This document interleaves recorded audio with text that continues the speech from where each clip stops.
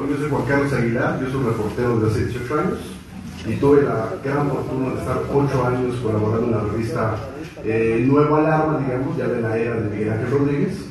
Y bueno, contento de estar aquí, me siento como una cofradía de gente que nos gusta lo sangriento y lo perverso y lo brutal, y eso me fascina mucho. De entrada, agradecer también a Enrique, reconocer tu ánimo de reunirnos a los alarmos, lo cual creo que no había ocurrido de esa dimensión, y agradecerte la invitación que me has hecho. Llevamos casi una hora hablando de alarma, y yo diría, y al final, ¿de qué estamos hablando? ¿Qué es alarma realmente? Digo, más allá de saber que es una publicación policíaca que vendió millones de ejemplares en todo el país y fuera de aquí también. Pues es que muchas cosas realmente, como lo queramos entender. De entrada, podríamos decir que es un marco de referencia de lo técnico. Digamos que es una manera de comparar o de entender qué es lo técnico para nosotros.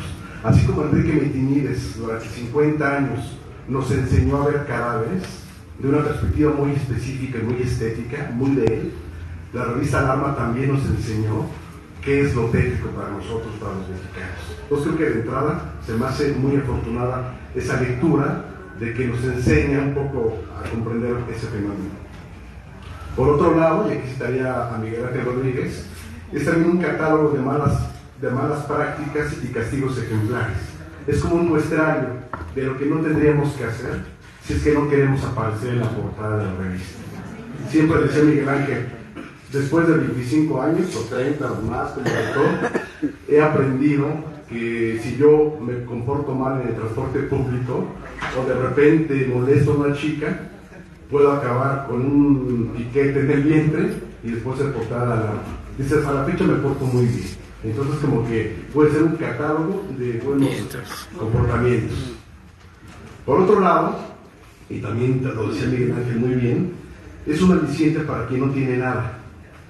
Nosotros podemos tener una vida muy deplorable, muy triste, pero siempre estaremos mejor que el que está en la portada de la alarma.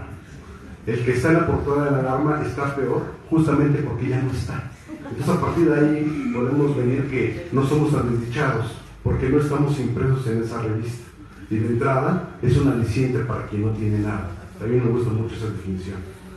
Y bueno, Carlos Monsiváis, que fue un recurrente estudioso de estos fenómenos periodísticos, también dice que fue la posibilidad de asomarnos a la mala suerte del otro y a lo horripilante, lo cual también de algún modo guarda un deseo oscuro por ver qué le pasó al otro.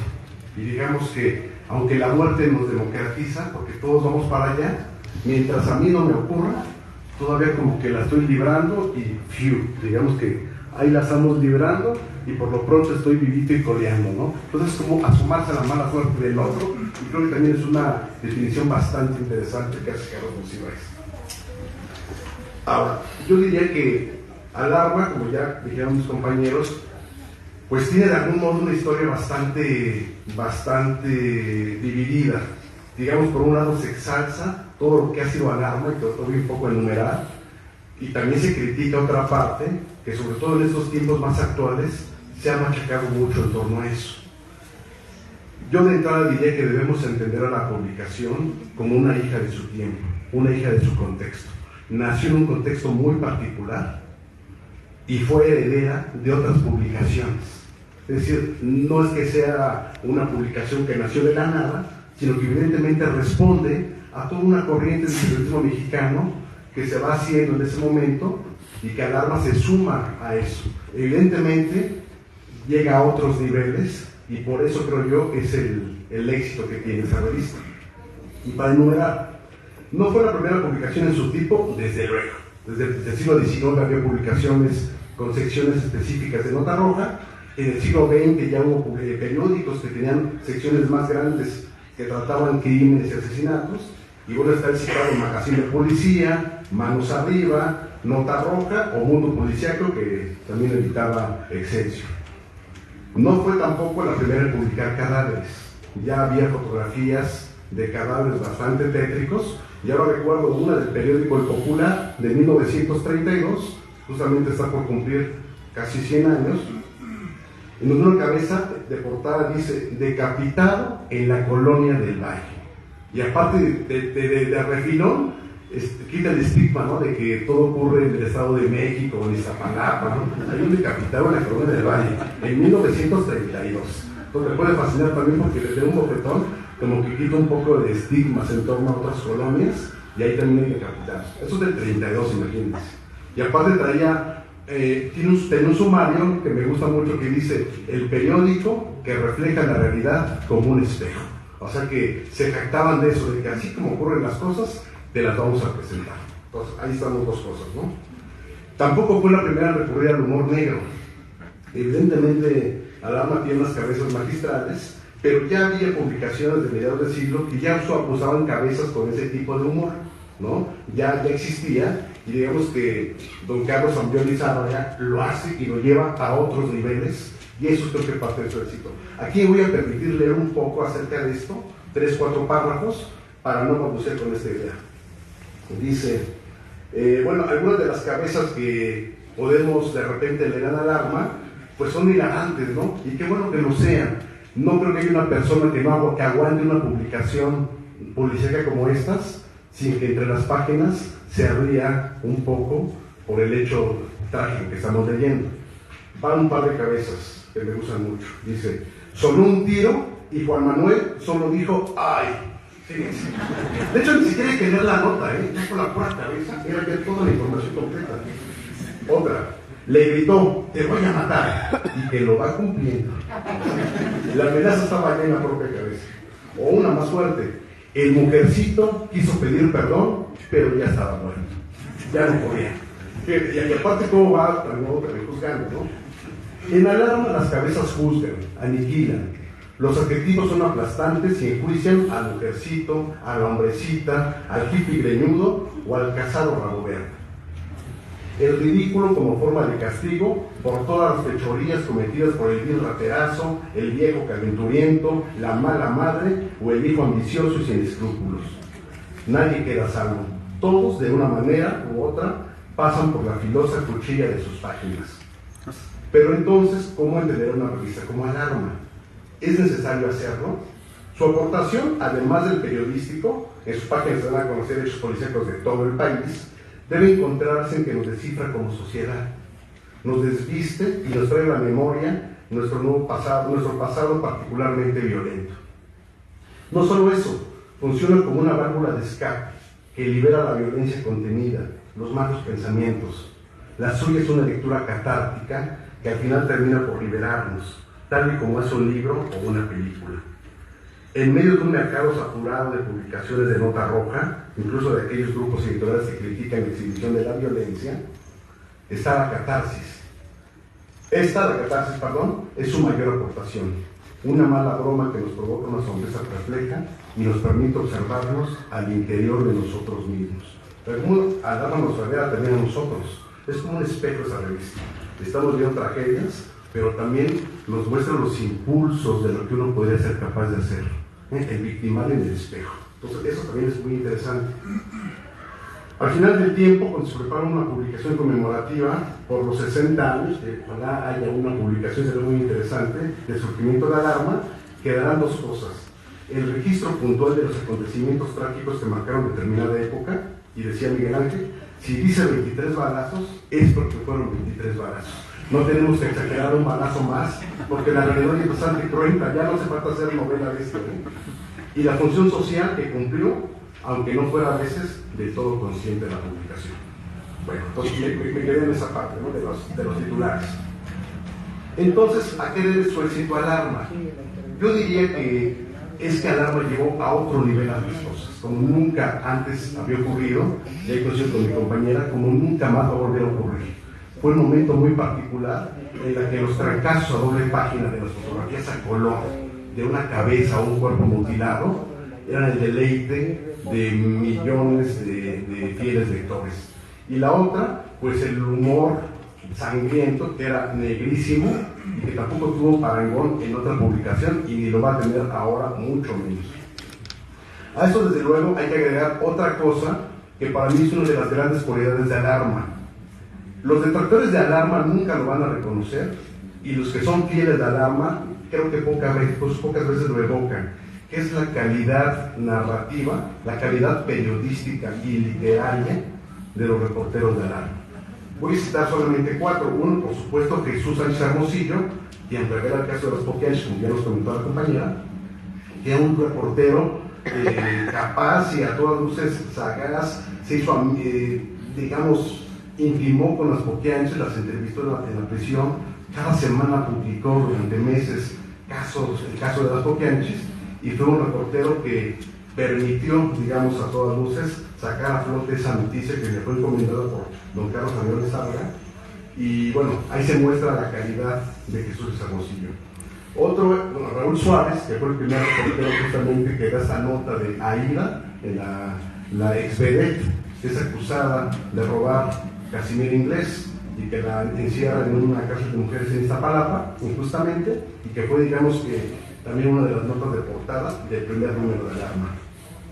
Le comentaba hace un momento Eduardo Vial de Fiestas, también un reportero muy importante, un reportero de origen peruano, llega a México en 1963 y se suma a Alarma, y bueno, después estuvo en todos los periódicos, Excelsior, Universal, un maestro de periodismo que fue formador de muchos jóvenes periodistas y que fue también de la primera camada de reporteros de Alarma.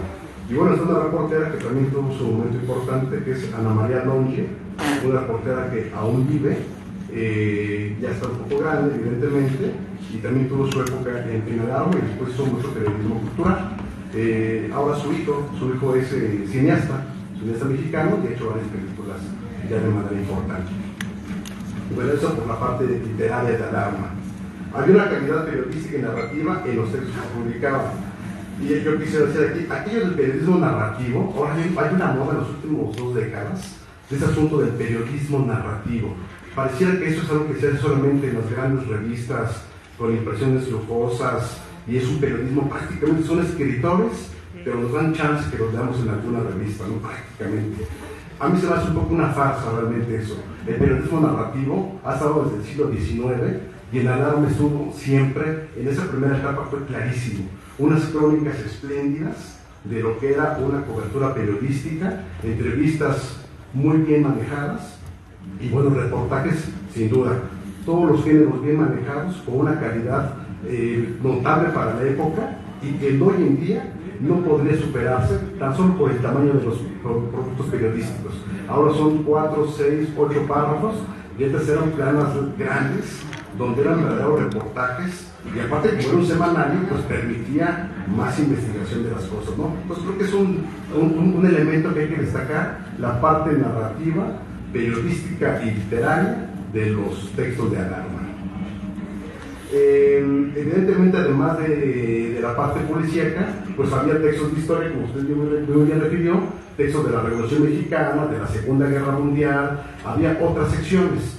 En la última etapa de Miguel Ángel hay algo que también se destaca mucho, la parte en la que, por ejemplo, Ricardo Ham, yo, J.M. Servino, un escritor muy reconocido, empezamos a hacer de algún modo que es, más allá de las notas que eso se hacen los reporteros, era de algún modo mostrar otra parte de lo sangriento, que es el cine sangriento, la literatura policíaca, biografías de asesinos en serie, es decir, toda esta parte que tiene que ver con el tono de Alarma, pero alimentado desde otra perspectiva. Y creo que eso abonó mucho justamente al mejor entendimiento de Alarma en esta última época. Creo que eso ayudó también mucho a que la revista tuviera una diversificación de géneros, de plumas, y también a que se conservara en estos tiempos actuales. Evidentemente las cosas cambiaron, ustedes saben cómo está ahorita las cosas, no está el horno para bollos, está muy complejo el asunto ahorita, y con justa razón. Y yo diría ahí que, así como dije que Alarma fue hija de su tiempo, de su contexto, ahora ya no tendría cabida tanto Alarma, así como la conocemos, así como estamos viendo esto. Es muy difícil que en pleno 2023 la revista, así como la vemos, pueda publicarse ahora en un puesto de periódicos. Surgió algo que no existía en ese momento, de lo que no se hablaba, porque no estaba en el panorama, que tiene que ver con los derechos de las audiencias. Es una cosa compleja que tiene que ver con la ética periodística. Y aquí sería entrar a un debate, que si quieren entramos después, pero tiene que ver con un rollo de derechos de las audiencias. Y dentro de esos derechos hay uno en particular que se llama el derecho a la buena imagen, donde incluso las personas fallecidas pueden ejercer ese derecho, que es, no me quiero mostrar yo de una manera vulnerada, ¿no? O sea, descuartizado, son cosas nuevas, vamos, eso, exacto, hay una revictimización. Esto, yo ya no hablo de la alarma de los 60, eso es otra cosa que, digamos que funcionó para un momento, ¿no? Esto es otra cosa que surgió después, pero que como periodistas hay que atenderlo. Una ley ¿no? Porque nos debemos finalmente a las audiencias que nos ven, que finalmente es el que recibe el producto. Entonces surgió este derecho y bueno, hay que atenderlo, ¿no?